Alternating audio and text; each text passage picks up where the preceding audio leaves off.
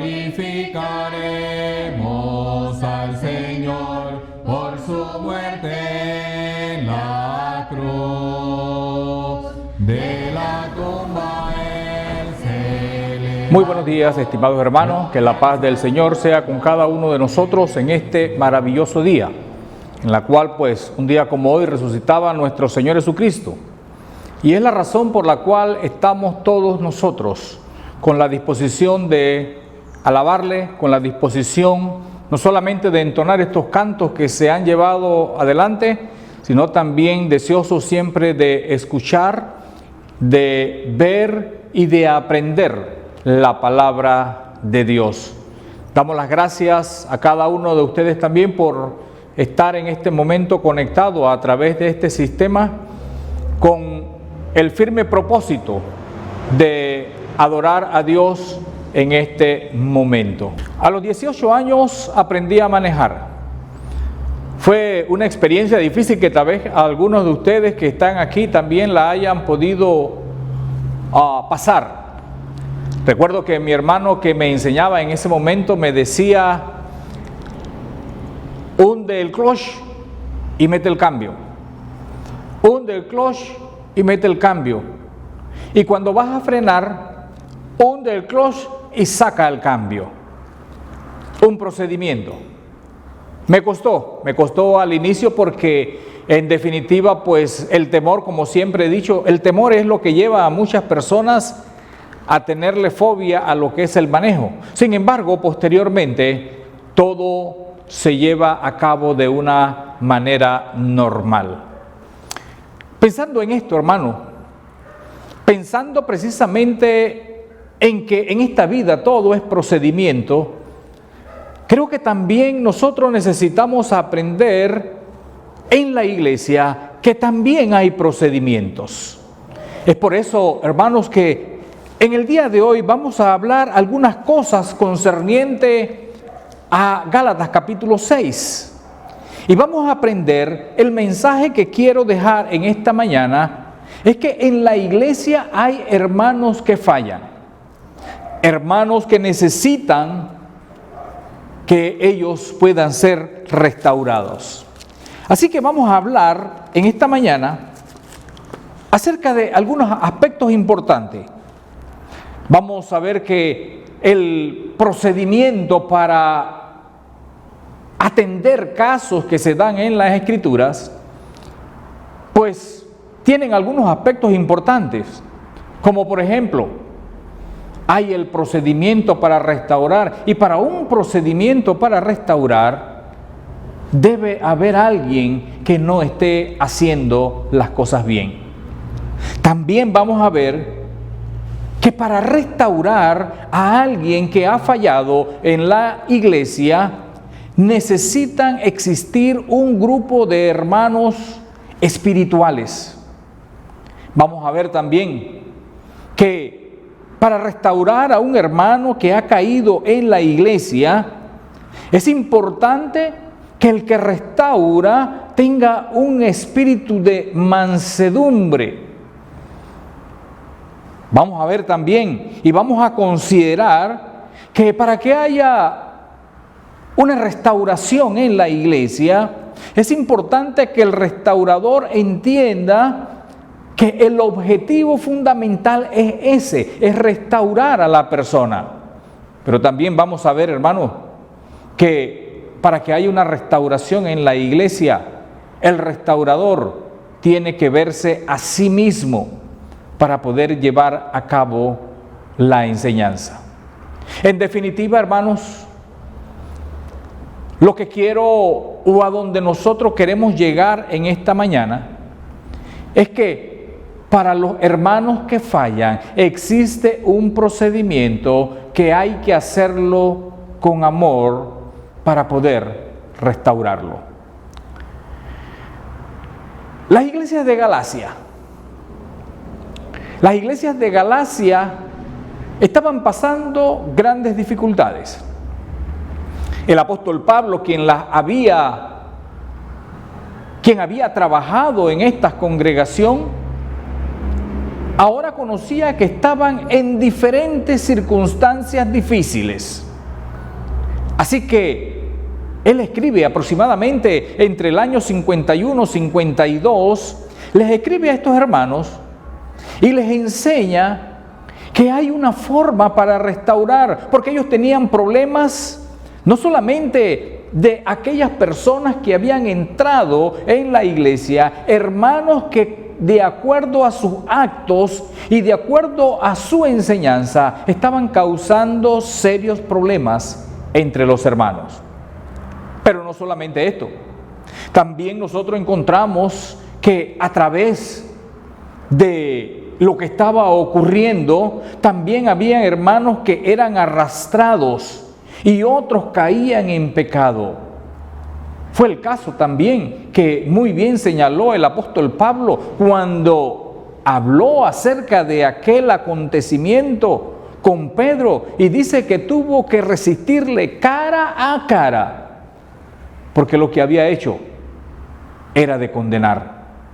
Porque había simulado, había hipocresía dentro de la iglesia y esto estaba trayendo entre los hermanos grandes dificultades, enfrentamientos, malas situaciones, divisiones. Así que el apóstol Pablo le escribe a los hermanos de Galacia y les habla que en esa circunstancia siempre iban a salir lo que normalmente nosotros conocemos como el poder y el crecimiento de los sentimientos en vez de la comprensión entre cada uno de ellos.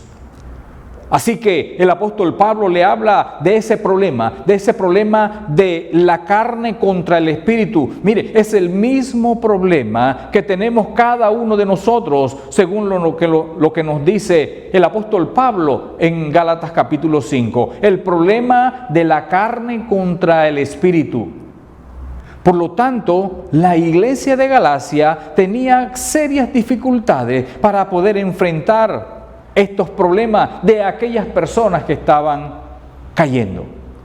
El apóstol Pablo escribe y le escribe a cada uno de ellos para decirle algunas cosas importantes que en el día de hoy también es importante que cada uno de nosotros conozca para poder que la iglesia pueda avanzar.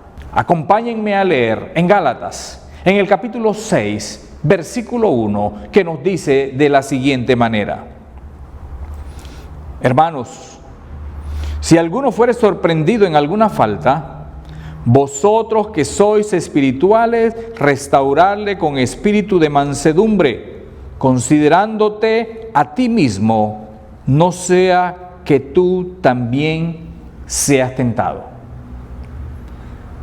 ¿Qué hacer, apreciados hermanos, cuando dentro de la congregación una persona cae en pecado? Nos dice la Escritura, nos dice el apóstol Pablo que existe el procedimiento. Y el primer paso en el procedimiento es lo que nos dice Gálatas capítulo 6, versículo 1. Si alguno fuere sorprendido en alguna falta, tiene que haber, hermanos, alguien que ha fallado para poder que este procedimiento continúe, para poder que este procedimiento pueda ponerse a funcionar para rescatar a una persona. Procedimiento, hermanos, el procedimiento es una serie de actos que nosotros utilizamos para lograr objetivos en cualquiera que sean las circunstancias en la cual nosotros nos encontramos. Significa que hay una serie de pasos, hermano. Esto nos lleva a entender y esto nos lleva a entender sobre todo que el tratar los asuntos de la iglesia no es de la manera que a nosotros o a cualquiera persona le parece que debería de hacer las cosas. Hay un procedimiento para cuando esto ocurre. Y mire que dice el escritor: si alguno fuere sorprendido. A través de la historia, hermano, a través del tiempo, A través del trabajo que hace la iglesia, cada vez están entrando en la iglesia nuevos hermanos. Nuevos hermanos que precisamente son rescatados de su estado de pecado, porque no han seguido el procedimiento apropiado para lograr la salvación y el perdón de sus pecados. Una vez entra un hermano a la iglesia, pues no significa que ya no va a fallar más. No, hizo un procedimiento que es lo que nosotros conocemos como el plan de salvación para poder rescatarle y poder obtener el perdón de sus pecados. Pero ahora existe otro procedimiento. ¿Por qué? Porque inicia una nueva vida. Y cuando inicia una nueva vida, va a existir problema, va a existir la posibilidad de caída, porque todos nosotros tenemos esa posibilidad. ¿Qué hacer ante esta circunstancia? Toda la iglesia tiene que actuar. ¿Qué va a hacer una persona que ve a otra en la iglesia haber caído en alguna falta? Nos dice el apóstol Pablo, si alguno fuere sorprendido. La palabra sorprendido es una palabra que nos indica a nosotros que no lo esperaba.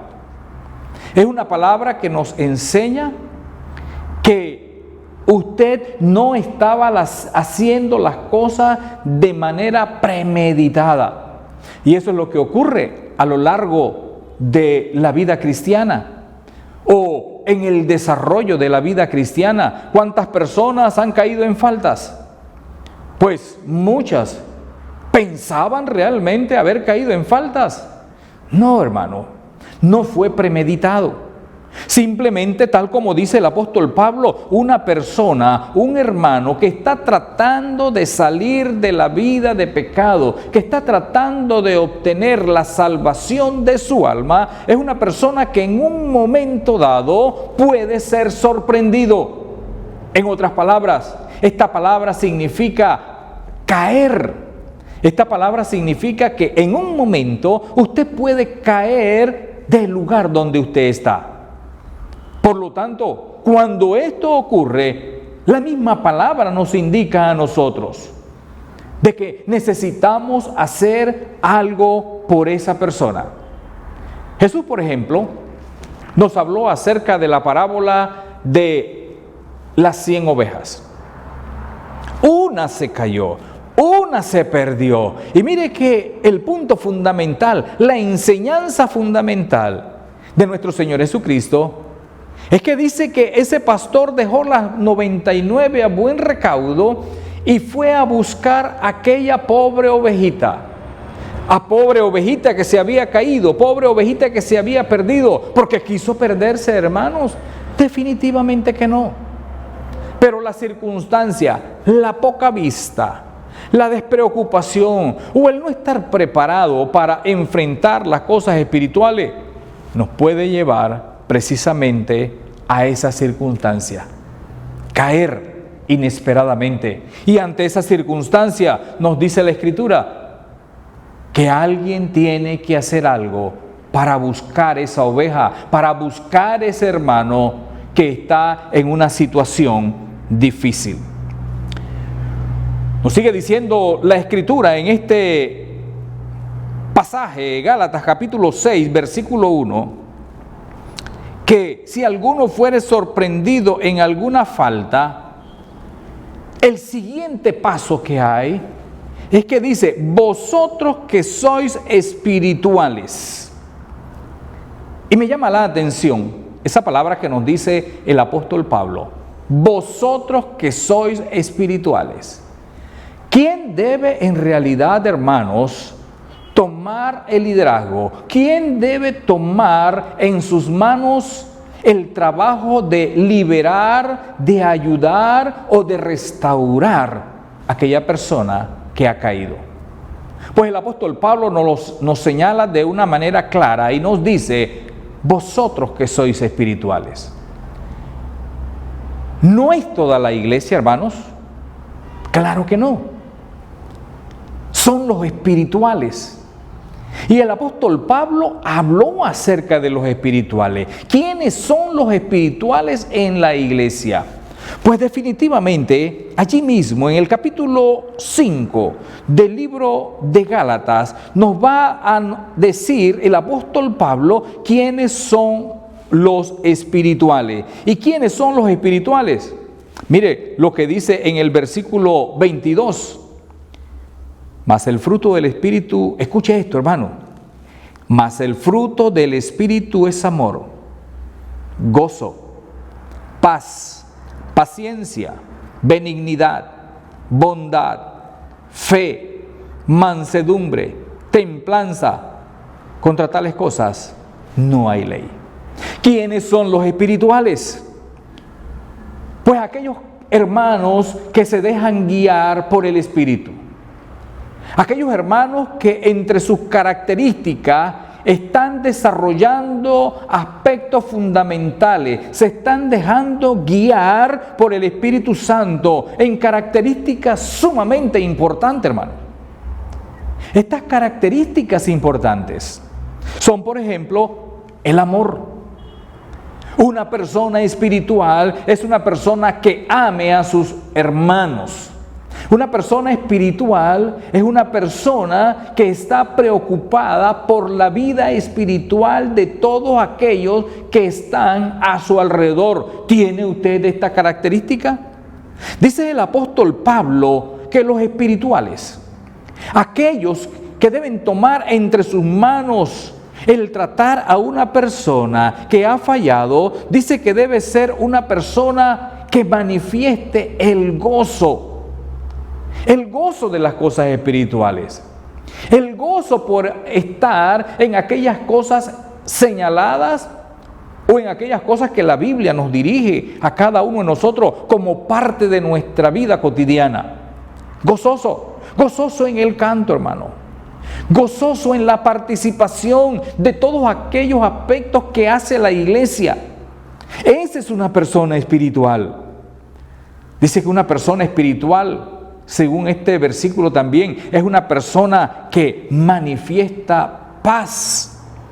Pero recuerde, la paz es una actitud, la paz es algo que nosotros tenemos en el alma y que la tenemos dentro de nosotros porque Dios nos ha permitido a cada uno de nosotros tener paz, y paz, como dice el propio Jesús, no como el mundo la da, sino la paz que da nuestro Señor.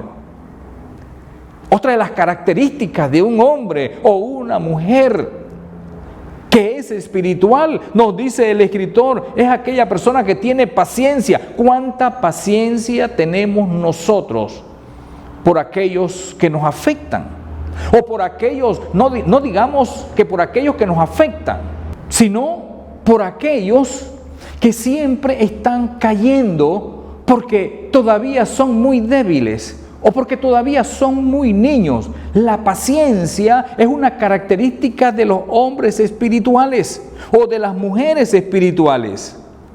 Pero también nos dice la benignidad, ser benigno, ser bondadoso, ser un hombre de fe, ser un hombre, como dice aquí, ser un hombre o una mujer de mansedumbre, que sea manso en las cosas, que no inmediatamente empiece a tener dificultades. Porque ¿qué decía, por ejemplo, el hermano del Señor, Santiago?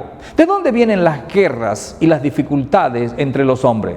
Dice, ¿no son de vuestras pasiones? Pues de vuestras pasiones, de nuestras pasiones, de la dificultad que nosotros podemos tener dentro, y es la razón por la cual solamente oímos una palabra e inmediatamente empezamos a tener dificultad con aquella persona que dijo esa palabra, o no soportamos escuchar algo e inmediatamente nosotros quisiéramos decir, interpelar, atacar. Y dice el apóstol Pablo, una persona con tales características no puede ser parte de aquellos que van a restaurar, porque no tiene esta característica, templanza, la manifestación, la capacidad de poder mantenerse aún en momentos difíciles. A esto nos señala el escritor, a esto nos señala el apóstol Pablo cuando dice a los Gálatas: cuando alguien ha caído de entre vosotros, vosotros los espirituales. Y recuerde, en la iglesia sí hay personas espirituales que han desarrollado más que nosotros estas características. Son ellos. Y donde también usted y yo debemos esforzarnos por estar, para también contribuir en una parte importante como es los hermanos, como son aquellos que han sido lavados por la sangre de Cristo, que tienen un valor sumamente importante y por la cual Cristo murió por cada uno de ellos. Y cada uno de nosotros, hermano, cada miembro de la iglesia necesita trabajar. Es por eso, hermano, es por este mismo procedimiento que es importante que cada iglesia tenga un grupo de hombres capaces de poder realizar estos trabajos, porque este trabajo no lo puede hacer cualquier persona, no lo puede hacer cualquier hermano, sino que el apóstol Pablo dice: el que va a trabajar, aquellos que deben enfrentar los problemas de los hermanos que han caído, son los espirituales. Y para eso se organiza la iglesia, para eso se establece ancianado. Y para eso, o por eso, es que el apóstol Pablo le dijo a los ancianos de Éfeso: cuidad por vosotros y por todo el rebaño en que Dios los ha puesto por obispo para apacentar la iglesia, la cual él ganó por su propia sangre. Una persona, un hermano que está en una falta, debe ser restaurada. Eso, hermano, es amor. El tercer requisito que nosotros encontramos aquí en Gálatas capítulo 6, en el versículo 1, nos lleva sobre todo al objetivo de qué es lo que se busca, y dice: restauradle. La palabra restaurar es una palabra que se utilizó en aquel tiempo para señalar lo que se hacía cuando una persona se había dislocado uno de sus huesos en su cuerpo. La palabra restaurar era volver a poner el hueso en su justo lugar.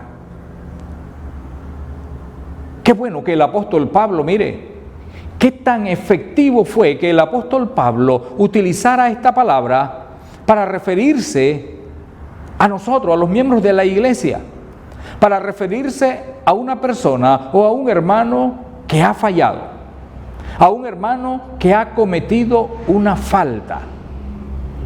El deber de cada uno de nosotros, el deber de aquellos que están frente o aquel grupo que está dirigiendo la iglesia, el deber es restaurarle, buscar la forma de cómo volverlo a su lugar apropiado. Pero eso tiene algunas dificultades, hermano. Claro que sí, restaurar tiene dificultades. Y claramente, tal vez usted lo ha podido observar. Recuerde solamente, ¿ha tenido usted la posibilidad de ver a alguien restaurar cuando un hueso, ya sea del pie o de la mano, se disloca? Es un procedimiento muy difícil. Un procedimiento que la misma persona que ha tenido la dificultad no lo soporta. Sin embargo, hay que hacerlo. En otros extremos, en otras circunstancias, ¿qué ocurre, hermanos, cuando alguien está perdiendo un pie o una mano? Que no hay posibilidad, hermanos, de restaurarle, de volverlo a su lugar. ¿Qué hace la medicina? ¿Qué hacen los médicos? Un procedimiento muy difícil y muy doloroso, que es amputar esa extremidad. Jesús habló acerca de algo parecido cuando él dijo que si mi ojo me es ocasión de caer, mejor es sacarlo. Si mi mano me es ocasión de caer, mejor es cortarla. Hermano, cortar, amputar, quitar algo de nuestro cuerpo es sumamente difícil. Y cuando nosotros trasladamos esto a la vida espiritual, a veces el hermano caído, a veces el hermano que tiene dificultad de entendimiento, a veces los hermanos que precisamente por no ser espirituales están en esa condición, pues no entienden. No entienden. Al no entender, justifican todavía sus actitudes e incluso toman represalias con aquellos que están tratando de ayudarle, porque no entiende, porque su capacidad, porque su crecimiento, porque no se ha preparado para entender estas cosas y saber que cuando uno comete una falta, lo único que hay que hacer, hermano, es lo que nos señala la Escritura, es arrepentirse. Lo único que hay que hacer es dejarse guiar. Pero aquí se torna a veces difícil. Judas, por ejemplo, hablaba de esa dificultad, hablaba de ese asunto cuando existen dificultad entre miembros de la iglesia.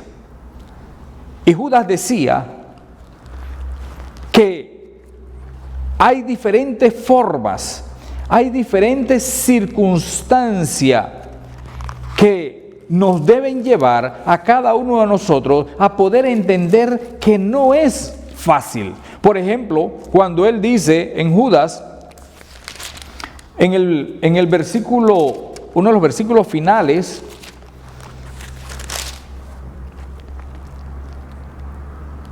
en el versículo 22, Judas 22, dice: a algunos que dudan, convencedlos. Al que duda, dice Judas, hay una forma de poder ayudarlo. La forma es por medio de la argumentación, la forma es por medio de hablar, la forma es por medio de hacerle entender las razones que nos da la Biblia para poder ayudar.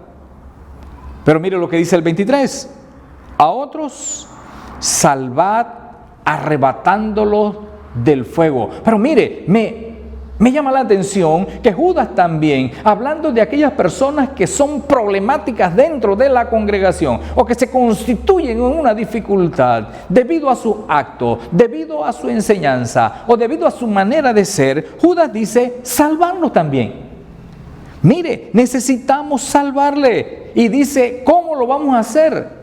Utiliza la palabra arrebatándolos del fuego. Significa que ya no es simplemente el asunto de convencerlos. Ya no es el asunto de llamarlo y decirle, mire hermano, usted está haciendo mal, sino que hay otra forma más específica, más poderosa, más efectiva, más directa. Dice, arrebatarlo del fuego. Pero definitivamente, hermanos, nos dice Judas que habrán otros. Dice, de la cual solamente vamos a tener que tener misericordia. Misericordia con temor, aborreciendo lo que ellos hacen, aborreciendo la ropa contaminada por su cuerpo. Significa que hay diferentes formas. El apóstol Pablo, cuando le habló al apóstol Pedro, fue directo. Creo que allí el problema no era de convencerle. Creo que allí el problema era, como dice el mismo apóstol Pablo, era digno de condenar. Así que le resistí cara a cara. Mire, la oposición. Pero nunca el objetivo del apóstol Pablo fue destruir al apóstol Pedro. Nunca fue crear una enemistad. Nunca el apóstol Pedro lo podemos oír hablando que porque Pablo le llamó la atención, Pablo estaba mal. Nunca se creó esa enemistad, ni aún en momentos difíciles entre otros personajes, como fue el caso del apóstol Pablo y Bernabé. Nunca hubo una enemistad. Hubo un desacuerdo en un aspecto del trabajo y que se pudo zanjar inmediatamente. Pero nunca hubo una enemistad, porque el objetivo fundamental, estos hombres al igual que usted y al igual que yo, hombres al fin y al cabo, pues tienen sentimiento. Pero es allí donde la palabra de Dios gobierna nuestros sentimientos y no nos permite de ninguna manera actuar para destruir a una persona que ha caído, sino que hay posiciones de parte y parte, de aquellos que son los llamados, los espirituales, a actuar, pues a hacer las cosas para salvar, y aquellos que están siendo afectados por malos entendimientos o por malas acciones o por malas actitudes, pues necesitan simplemente cambiar, porque todos nos necesitamos unos a otros. Así que ese es el tercer aspecto, mansedumbre. Debemos ser personas que restauran, y mire que el cuarto aspecto es que debemos hacerlo con mansedumbre. La palabra mansedumbre significa manso. La palabra mansedumbre significa que la persona ha logrado contener su ímpetu o contener el desorden en su vida y poder dar paso firme para lograr la restauración de otra persona, aun cuando esa otra persona haya cometido alguna falta. Es el caso de Jesús, por ejemplo, cuando estaba en la cruz. Él estaba tratando precisamente de restaurarnos. Pero, ¿qué nos dice? Que estando ahí, en plena cruz, muriendo, sufriendo, Él pudo decir: Padres, no le tomes en cuenta este pecado. Significa que el sentimiento, los sentidos, las emociones, que son los que muchas veces nos traicionan a cada uno de nosotros, se logra controlar por medio de lo que nos dice la palabra de Dios, por medio de aprender el procedimiento. Y el procedimiento nos dice que yo debo hacerlo con mansedumbre. Pero la mansedumbre nunca va a quitar, hermano, la eficacia de la acción en las diferentes circunstancias en las cuales nosotros podemos estar.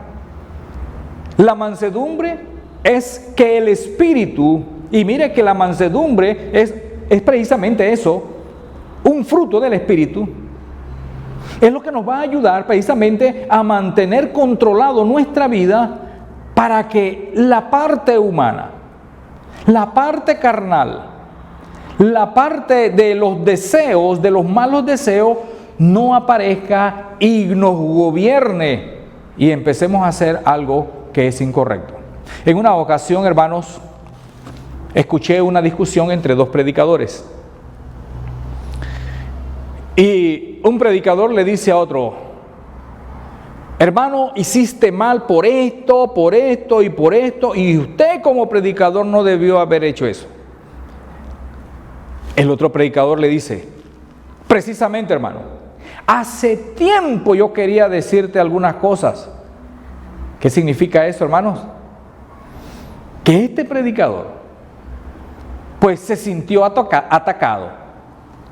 Y como se sintió atacado, saca a relucir una serie de sentimientos que había guardado durante mucho tiempo y que ahora va a enfrentar al hermano que le está diciendo algunas cosas en que ha flaqueado, pero mire que ya no lo está haciendo con el objetivo de llegar a un entendimiento, sino simplemente de atacar. Dices esto y yo también te digo esto, y tenía mucho rato de estar esperando esta oportunidad. Es lo que, parafraseando, pues nosotros podemos encontrar. No, dice el apóstol Pablo. Recuerde, decía también el proverbista: es mejor el que gobierna su espíritu que el que toma una ciudad. Y en ese asunto, hermano, en eso estamos nosotros trabajando. En esto debemos trabajar todos los días. Porque tal como decía también el hermano del Señor, mire, somos hombres sujetos a pasiones. Pero si la palabra de Dios no gobierna nuestras vidas, entonces no vamos a poder lograr restaurar a aquellos que forman parte del cuerpo de Cristo. Nos dice la Escritura que hay un último paso, hermano, aquí en este capítulo 6, que nosotros necesitamos aprender. No solamente hacerlo con un espíritu de mansedumbre, buscando siempre la ayuda y la restauración de aquel, nuestro hermano, de aquel que cayó, sino que también nos dice que una razón por la cual nosotros debemos hacerlo de esta manera es por medio de la consideración de cada uno de nosotros. Dice que al momento los espirituales, los hermanos que están puestos por Dios o que han desarrollado estas características importantes para la restauración, para ver a la hermandad y buscar a ver cómo ellos puedan volver a reinsertarse en el cuerpo de Cristo y buscar su posición o buscar su lugar apropiado. Dice, es considerándote a ti mismo. Significa, hermano, que cuando uno va a tratar de ayudar a otra persona, que cuando usted que está viendo a su hermano fallar, que cuando usted, hermano, ha visto a alguien que no está haciendo las cosas, dice, debes considerarte a ti mismo. Debes hacer una revisión en tu interior. Debes revisar tu vida espiritual y saber que en cualquier momento tú mismo también puedes ser tentado. Y de hecho, hermano, no solamente es una posibilidad de que nosotros seamos tentados. La Biblia nos dice que somos tentados. Ahora, el problema no es la tentación. En sí todos somos tentados. El ser tentado, hermano, no significa que hemos pecado. El pecado está cuando nosotros cedemos a esa tentación y ponemos en práctica lo que esa tentación, que como dice Santiago, es de nuestra propia concupiscencia, nos llama para poder hacer lo que es incorrecto. Ese es el problema. Y ese problema, hermano, esa dificultad, la podemos tener todos, en cualquier momento de nuestra vida. Por lo tanto, cuando vemos a nuestro hermano que está fallando, nuestro deber fundamental, hermano, es tratar de ayudarle, que nos entienda, que agradezca, que diga, sí, realmente estoy convencido de que estoy fallando y gracias por ayudarme, que lo haga. Esto es secundario, hermano. Pero es que por eso es que Dios establece a un grupo de hombres a lo cual esto pues no le va a afectar, pero cuyo objetivo fundamental, hermano, es tratar de restaurar a un miembro del cuerpo de Cristo. Todos los que aquí estamos, hermano, todos los que hemos sido bautizados, todos los que formamos parte de la familia de Panamá Centro, somos un cuerpo, miembros diferentes, pero todos miembros pertenecientes al mismo cuerpo. Y todos los miembros de todas las congregaciones formamos también el cuerpo de Cristo. No podemos, hermano. El Espíritu nos señala, el Espíritu nos enseña que no puedo yo tener características contrarias, malas, inequívocas, o de tratar a una persona como si no fuera miembro de la iglesia o como si no fuera miembro del cuerpo. Todos somos miembros del cuerpo. Todos somos capaces de poder entender esto. Rogamos a Dios, hermano. Rogamos a Dios que nos pueda ayudar y que ese espíritu pueda entrar en nosotros, que pueda guiarnos y que podamos entender cada uno que nos necesitamos unos a otros. Que nuestra labor es ayudar a aquel que está haciendo algo incorrecto. E incluso cuando usted ve, hermano, a alguien que está cometiendo un acto que es incorrecto, es su deber tratar de ayudarle. Sabemos que aquí muchas personas no se atreven a decirle, hermano, eso que usted está haciendo no es correcto. Hermanita, eso que usted está diciendo no es apropiado. Nos cuesta porque sabemos las reacciones de aquellos que, como dice el apóstol Pablo, todavía son carnales. ¿Y quiénes son los carnales? ¿Quiénes son las personas? ¿Quiénes son cuáles son las características que nos señala el apóstol Pablo de aquellos que pueden caer en alguna falta? En Gálatas capítulo 5, versículo 19 en adelante dice, y manifiestas son las obras de la carne. Recuerde, observe, mire lo que dice el apóstol Pablo, manifiestas, o sea, visibles, se observan, se ven claramente, se manifiestan, son visibles y palpables. Y dice el apóstol Pablo, manifiestas son las obras de la carne que son adulterio, fornicación, inmundicia, lascivia, idolatría, hechicería, enemistades. Y aquí viene, de aquí en adelante viene el problema que realmente tenían los gálatas.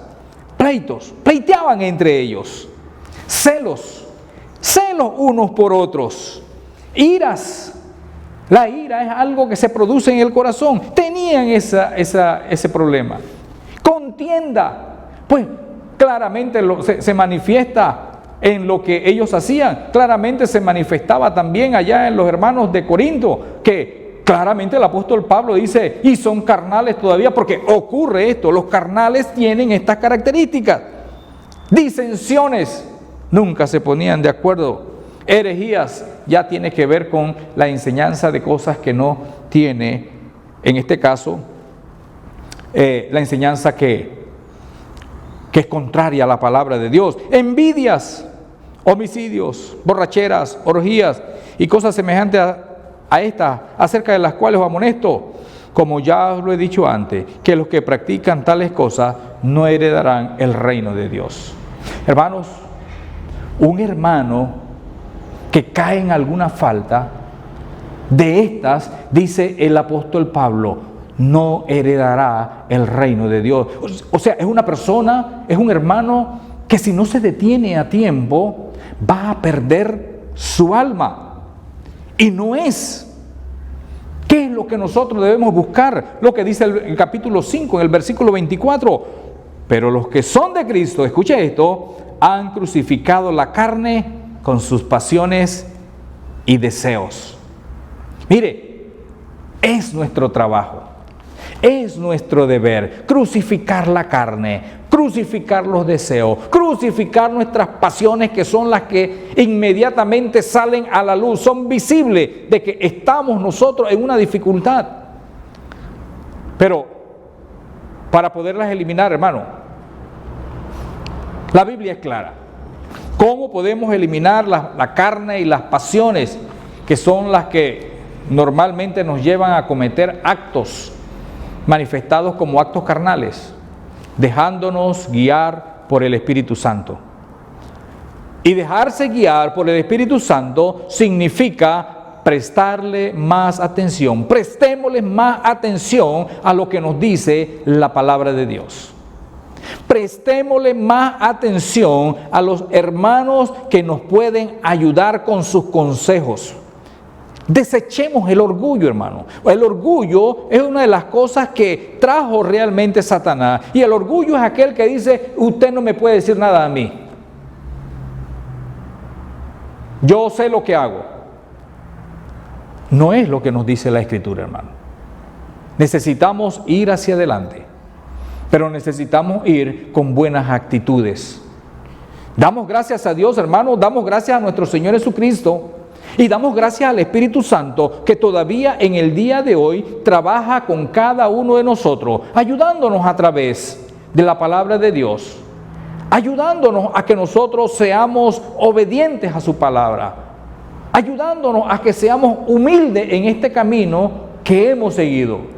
Aprendiendo como aprendió el apóstol Pedro, ¿verdad? Cuando cometemos una falta, bueno, sí, cometemos una falta. Aprender a seguir hacia adelante, a levantarse. Y no hacer, hermano, como hizo Caín con su hermano Abel. Allí hay un ejemplo de carnalidad increíble y de perdición para la persona que no logra entender. Muy bien pudiera haber hecho otra cosa mejor, pero dejó elevar su vida carnal, dejó elevar sus emociones, y algo que era nada más hacer lo bueno, y en otra ocasión llevarle una mejor ofrenda a Dios, lo que hizo es ensañarse con su hermano.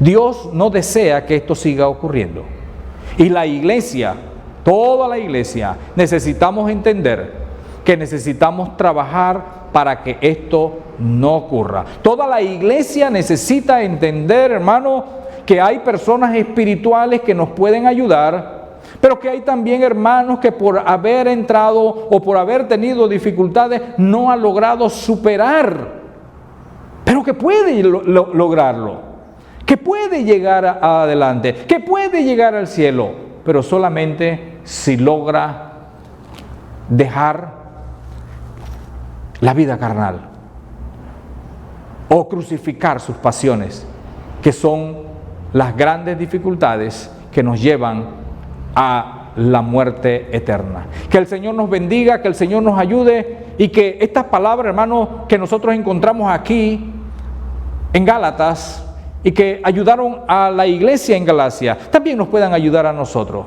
Que abramos nuestra mente, pero también abramos nuestro corazón, para que la palabra de Dios que ha entrado por nuestros oídos se aloje en nuestro corazón y podamos ser más humildes cada día y dispuestos a ayudarnos unos a otros. Que Dios me los bendiga.